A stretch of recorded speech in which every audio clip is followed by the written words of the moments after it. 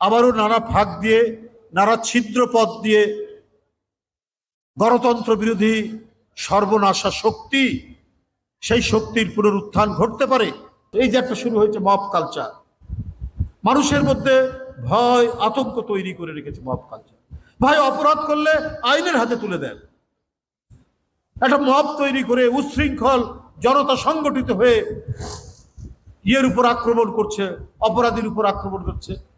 বিনা বিচারে কাউকে তো অপরাধী প্রমাণ না হওয়া পর্যন্ত তো অপরাধী বলা যাবে না, এটা তো আইনের বিধান।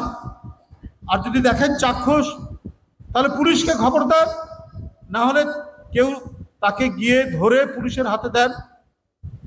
মব তৈরি করে তাকে বেদম পিটানো, এটা তো অপরাধের মধ্যে পড়ে। 5ই আগস্টের পরে এই মব কালচার এত বেশি তীব্র আকার ধারণ করলো কেন? এখানে প্রশাসনিক ব্যবস্থা কোথায়?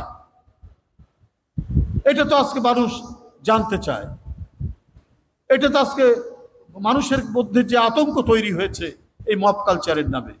কেউ হয়তো বলে দিল একটা নিরীহ ছেলে, এই ছেলেটা চুরি করেছে, হঠাৎ উচ্ছৃঙ্খল জনতা তার উপর আক্রমণ করে তাকে মেরেই ফেলবে। এটা হচ্ছে, প্রায় জায়গায় হচ্ছে। স্বামী স্ত্রী সন্তান সহ হত্যা করা হচ্ছে, প্রতিদিন বিভৎস হত্যার কাহিনী।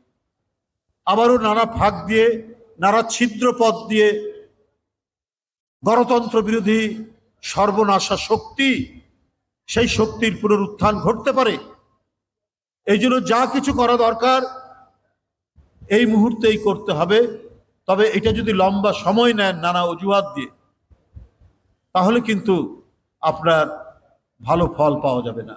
অনেক দিন তো হলো, কিন্তু আমরা শুনি যে সরকারের মধ্যে অনেক উপদেষ্টা রয়েছেন, তারা নাকি প্রলম্বিত করতে চান।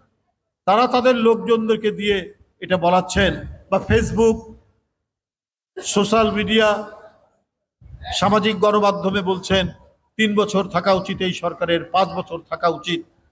এগুলো বলাচ্ছেন বিভিন্নভাবে, নানা কায়দায়। কারা বলাচ্ছেন সেটা আপনারা সবাই জানেন।